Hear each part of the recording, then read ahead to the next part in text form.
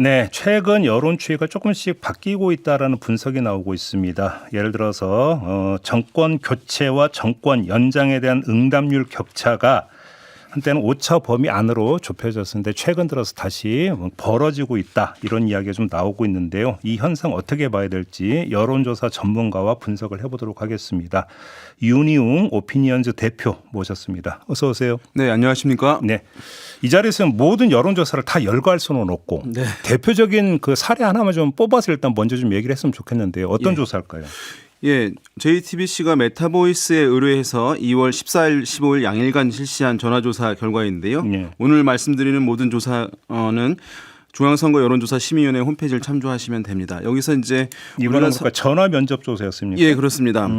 통상 선거를 앞두고 이제 선거를 어떻게 바라보는지 묻는 문항이 이제 되게 중요합니다. 총선에서는 정권 심판론에 공감하느냐, 네. 정권 안정론에 공감하느냐 이제 예. 이런 거 중요한데 예. 대선에서는 정권 유지냐 교체냐 이제 이거 중요한데요. 네네네. 그래서 이제 이 해당 조사에서 정권 유지를 위해 여당 후보가 당선돼야 한다. 또 정권 교체를 위해 야당 후보가 당선돼야 한다. 어느 쪽에 더 공감하는지 질문을 했는데요. 네. 정권 유지 위해서 여당 후보가 당선돼야 한다는 36%였고 정권 교체를 위해 야당 후보가 당선돼야 한다는 응답은 53%였습니다. 그러니까 17% 그러네요. 포인트의 격차가 났습니다. 제법 이제 커진 상황입니다. 다른 여론조사에서도 비슷한 양상이 있었습니까? 지난 이제 금요일에 발표된 이제 매주 발표되죠. 한국갤럽 조사에서는 11일부터 13일까지 실시된 그 한국갤럽 자체 조사에서는 격차가 11% 포인트였습니다. 예. 이제 그 현 정권 유지를 위해서 여당 후보 당선돼야 한다 40%, 현 정권 교체를 위해서 야당 후보가 당선돼야 한다 51%, 네. 11% 포인트 격차였는데 예. 이게 이제 그 전주 또 그 전주 매주 발표를 하거든요. 네네네.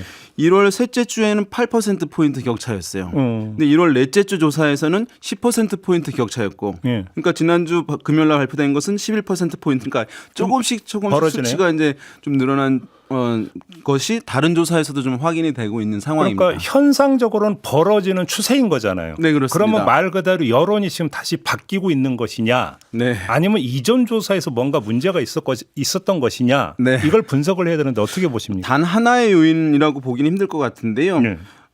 이제 이전에 같은 경우에는 윤석열 대통령이 이제 탄핵 가능성 상당히 높아지고 예. 또 보수층의 위기감이 고조되면서 그러면서 이른바 이제 여론조사에서 보수층들이 적극적으로 응답을 하는 뭐 많이 얘기가 돼서 아실 텐데요. 쉽게 하면 그 과표집 얘기. 네, 그런 얘기 많이 있었죠. 네. 그러니까 실제로 보수 성향 응답자들이 조사에 많이 참여하는 현상들이 이제 있었거든요. 여기서 잠깐만요. 예. 말씀 끊어주셔서 과표집이라는 걸 좀 풀어주세요. 그러니까 보통 이게 그 표본 구성을 하잖아요. 네네. 그런데 그러면 예를 들어서 그러니까 실제로는 보수인데 네.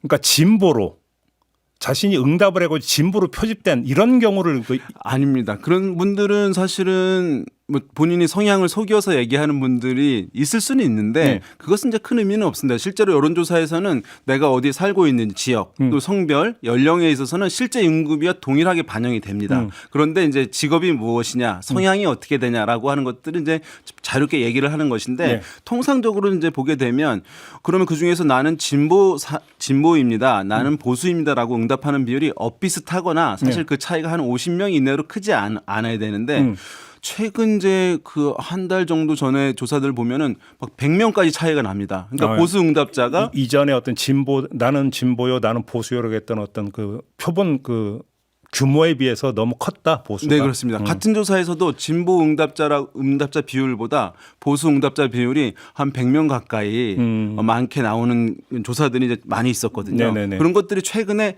약간 줄어들었어요.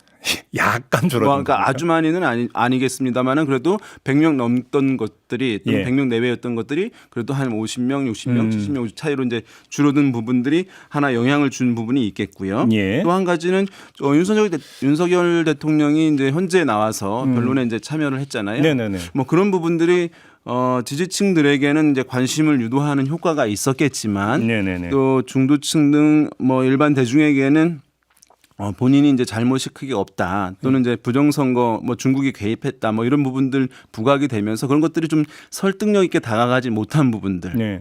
영향을 준 부분이 있겠고요. 또 여기에 더해서 여당에서는 지금 탄핵을 앞두고 다음 이제 선거는 다가올 수도 있는 상황인데 입장을 아주 분명히 정하지 잘 못하고 있는 그런 상황인데 야당은 뭐 이제 상당히 선거 준비에 들어간 흐름이에요. 뭐 중도층을 타겟으로 한 행보들. 이른바 이재명 대표의 실용주의. 그러니까 그건 정비대에서 가는 모습들 대비되고 하면서 그런 것들이 좀 종합적으로 영향을 좀 일정 부분 주고 있는 것 아니냐라는 분석이 나오고 있습니다. 그러면 지금 그 분석해 주신 요인 가운데 윤석열 대통령의 현재 직접 출석이 결과적으로는 부정적 영향을 많이 쳤다. 네, 제가 봤을 때 이제 그렇게 분석이 됩니다. 그러면 그 부정적 영향의 가시권에 그 핵심 보수층은 들어간다고 볼 수는 없을 거 아닙니까? 저 굉장히 강성화되어 있는 상황에서 이제 유지되고 있는 흐름이. 그러면 예를 들어서 거고요. 합리적 보수라든지 아니면 중도 네. 이들에게 영향을 그러니까 부정적으로 미쳤다 이렇게 해석을 해야 되는 겁니까? 예, 중도층 등에게는 일정 부분 영향을 주는 부분들이 있겠죠. 만약에 보수층에서도 사실은 크게 이제 흐름들이 강성화된 흐름들이 가고 있는 상황인데 아까 말씀드린 대로 이것이 이제 더 고조되지는 못하고 시간이 지나게 되면서 약간 이제 긴장도가 완화되면서 조사에 참여하는 적극도 좀 떨어지는 흐름들이 있겠고 중도층에서 만약에 그 높은 어쨌든 윤석열 대통령 쪽에서의 지지를 유도하기 위해서는 중도층이 움직여야 되는데 중도층이 그쪽으로 이제 호응을 적극적으로 가져가지 못하고 오히려 이제 뭐 사실은 그것에 대해서 이제 좀 근데 그동안 나온 분석은 뭐 중도층은 그동안 별로 변하지 않았었다. 네네. 이런 분석이 많이 있었죠. 기본적으로 중도층 같은 경우에 이게 이제 여론이 지금 크게 지속적인 안정성을 갖거나 아니면 탄핵에 대해서 뭐 반대하는 흐름들 강화되려고 한다면 보수층이 그쪽으로 움직여져야 되는 것이거든요. 근데 이제 보수층 같은 경우에는 그런 흐름들이 있지만 중도층 같은 경우에는 뭐 미세한 변화들이 있지만 큰 변화가 이제 없었습니다. 왜냐하면 이제 이 양 이념층 사이에 중도층이 있었는데 비교적 일관된 흐름을 좀 보여온 측면들이 있어요. 예를 들면 한국갤럽에서 지난 1월 14일, 16일 이 조사에서 보게 되면 현 정권 교체 아까 말씀드렸듯이 이제 48%의 비율을 보였는데 이때 이제 한 8%포인트 격차밖에 나지 않았잖아요. 중도에서는 정권 교체를 바라는 비율이 56%였습니다. 그러니까 중도층에서도 정권 유지를 위한 응답이 31%가 있지만 진보 성향층과 좀 비슷한 흐름으로 정권 교체를 바라는 흐름이 56%까지 높은 흐름들이 사실은 지난 한 달 전에도 이어져 왔던 현상들이 있었고 탄핵에 대해서도 중도층은 그 해당 조사에서 68%가 찬성한다는 응답을 보여왔거든요. 네. 그러니까 뭐랄까 보수층의 그런 강경화된 흐름들이 있는 가운데 중도층은 그래도 비교적 일관된 흐름들을 보여온 측면이 있다 이렇게 볼 수 있겠습니다. 조금 전에 이제 한국갤럽 조사를 언급을 해주셨는데 좀 잠깐 개요를 다시 한번 설명을 드리면 1월 3주차는 2025년 1월 14일부터 16일까지 3일 동안 그렇죠. 그다음에 4주차는 21일부터 23일까지 3일 동안 전국의 만 18세 이상 1,001명을 대상으로 전화 면접 방식으로 진행된 조사다. 네. 이거 말씀을 드리고요. 자세한 내용은 중앙선거 여론조사심의위원회 홈페이지를 참고하시기 바라고요. 지금 보수를 좀 더 정밀하게 분석을 해봐야 될 것 같은데 그 윤석열 대통령 탄핵을 전부 반대하는 것은 아니지 않습니까? 관련해서 시사인이 조사를 진행하겠던데 이건 어떻게 되는 겁니까? 일단 개요부터 좀 말씀해 주시죠. 네, 조사 결과를 하나 좀 보여드릴 텐데요. 시사인이 한국 리서치에 의뢰해서 2월 3일부터 5일까지 3일간 자체 패널 조사를 진행을 했습니다. 패널 조사. 예, 이것은 이제 조사기관들이 온라인 이제 패널들을 가지고 있어서 이제 온라인 방식으로 웹조사 방식으로 조사를 많이 하는데요. 이제 그 중에 한 방식입니다. 그러면 이제 우리가 보면 이념 성향을 조사해서 진보, 중도, 보수 이렇게 세 가지로 이제 물어봅니다. 그럼 어디에 속하느냐고 하는 것을. 그렇지만 사실은 뭉뚱그려서 물어보는 것이니까 각 이념층 내에서도 다양한 그룹들이 존재할 수가 있어요. 그렇죠. 뭐 강경 보수도 있을 수 있고 그렇죠. 합리적 보수도 진보에서도 보게 되면 뭐 말씀하신 이제 강성이냐 그렇지 않냐라고 볼 수 있는데 가령 뭐 진보내에서도 북한에 대해서 화해 협력을 적극적으로 해야 한다라고 하시는 분들도 있지만 그렇죠. 이제는 이제 별개 국가로 가야 된다. 네. 뭐 냉정하게 봐야 된다라고 하는 진보도 있는 것이잖아요. 보수도 이제 마찬가지고 어떤 기준으로 이제 뭐 나누느냐에 따라서 다양할 수 있는데 지금 정치적 국면을 좀 고려하자면 지금 정치적 국면을 고려하자면 일단 12.3 비상계엄이 있었잖아요. 예. 그것을 긍정적으로 바라보는 시각이 있고 부정적으로 바라보는 시각이 있을 수 있겠습니다. 네.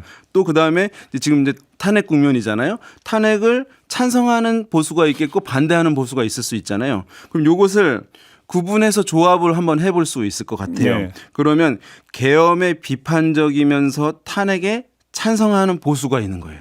예. 그다음에 보수지만 계엄에 비판하는데 또 탄핵에는 반대하는 보수가 있는 거죠. 있을 수 있죠. 또 계엄을 옹호하면서 당연히 탄핵을 반대하시는 분들이 보수가 있는 거예요. 예. 물론 이제 아주 특이하게 계엄에 옹호하면서 탄핵 찬성하는 분들이 그거는- 있으니까 그건 이제 정상적이는 그거는 않은 거죠. 이론적인, 근데 예. 크게 이제 지금의 보수는 세 가지 그룹이 있는 것입니다. 예. 그래서 이 조사에서 분석을 해 보니까 계엄에 비판적이면서 탄핵에 찬성하는 보수는 31%. 예. 보수층 내에서 계엄에 비판하면서 탄핵에 반대하는 그룹은 16%. 또 계엄을 옹호하면서 탄핵을 반대하는 그룹은 40%. 예. 이렇게 크게 보수층 내에서 세 개의 덩어리 구분을 할 수가 있고 그래서 지금 보수층 내에서 현재 국면을 어떻게 바라보는지에 대해서 시각이 이제 갈리고 있다는 것이 좀 명확히 확인이 되었고 네. 아마도 이제 이런 현상들 때문에 이제 뭐 보수 정당이나 이런 데서 어떤 방향 설정을 좀 분명하게 하지 못하는 이런 것과도 연관되고 있는 상황 같습니다. 알겠습니다. 보수층이라고 전부 다 지금 탄핵 반대는 아니다. 네. 이런 것이 이제 확인된 시사인 여론조사인데 이거 중앙선거 여론조사 심의위원회 홈페이지 들어가서 한번 참고해 보시기 바라고요. 네. 아무튼 지금 뭐 전망에 따르면 3월 중순에 이제 탄핵 그러니까 선거 결과가 나올 거라고 지금 전망이 되고 있는데 네. 탄핵 선고에 따라서 여론이 다시 요동칠 가능성이 있다고 보세요? 일단은 두 가지 가설이 가능합니다. 그래서 분노에 의해서 보수층 결집이 더 공고화되거나 강해지는 경우가 있을 수 있다는 시각이 있고요. 다른 하나는 그래도 우리나라 국민들이 이제 뭐 헌재에 대해서 지금 여러 가지 또 뭐 부정적 시선도 있거나 또는 논란이 있다 하더라도 네. 사법 결정에 대한 수용성이 한국 국민들이 좀 제법 강한 편이라고 보고 있거든요. 그러면 좀 조정될 것이라고 하는 전망 이제 두 가지가 있는데 네. 제가 봤을 때는 그리고 또 한 가지는 이제 지금까지는 뭐 그 진영의 정당이 네. 뭔가 이제 공세에 같이 참여하고 하게 되면 지지층들이 영향을 받게 되는데 그렇죠. 만약에 아직 결정이 어떻게 되는지 모르겠습니다만은 탄핵이 인용되는 결과 나오면 이제 여당이 사실은 그렇죠. 그 입장을 따라가기 힘들거든요. 손절로 가느냐 아니냐. 예. 그러면 좀 더 이제 약화될 수도 있을 것이다, 조정될 것이다라고 하는 저도 이제 그렇게 보기는 하는데요. 네네. 다만 이제 아까 그 그룹을 나눠드렸잖아요. 예. 구분해드렸는데 그 중에서 지금 계엄을 옹호하면서 탄핵을 반대하는 층들 같은 경우에는 지금 이 조사에서 또 한 가지를 물었는데 헌재 결과가 나왔을 때 어떤 결과가 나오더라도 심판 결과를 받아들일 것이다라고 하는 비율에 대해서는 계엄의 비판적인 보수분들은 한 60% 중반 정도 그렇게 얘기를 하고 있는데 예. 계엄을 옹호하면서 탄핵에 반대하는 그룹들 아까 이제 보수층에서 한 40% 있다고 이른바 말씀드렸는데 극렬 지지층. 예, 그런 분들은 내가 기대하는 결과가 아니라면 받아들이기 어렵다라고 하는 응답이 78%. 그러니까 거의 80% 이들은 굉장히 거의 대부분이 그대로 그냥 이 기조로 간다. 그래서 이제 이 그룹 같은 경우에는 상당히 이제 유지될 가능성도 이 조사 결과에 의하면 강하게 있다고 할 수 있는데 이게 왜 중요하냐 하면 만약에 이제 조기 대선이 된다라고 한다면 예. 보수 정당에서는 좀 확장력이 있는 후보를 뽑아야 될 것이냐. 그렇죠. 아니면 이분들이 굉장히 결집력을 강하게 되면 굉장히 강성된 후보, 강성화된 그렇죠. 후보가 될 수도 있는 것이거든요. 그럼 그렇죠. 최종 본선에서는 또 확장력이 적을 수 있는 그렇죠. 부분들이 그렇죠. 있기 때문에 예. 이 그룹의 지속력 여부가 또 조기 대선이 치러질 경우에는 경선구도에서 틀 지울 가능성이 상당히 높다. 네, 그래서 주목되는 포인트입니다. 알겠습니다. 자, 오늘 분석은 좀 이렇게 마무리하도록 하겠습니다. 말씀 잘 들었습니다. 네, 고맙습니다. 네, 윤희웅 오피니언즈 대표와 함께했습니다.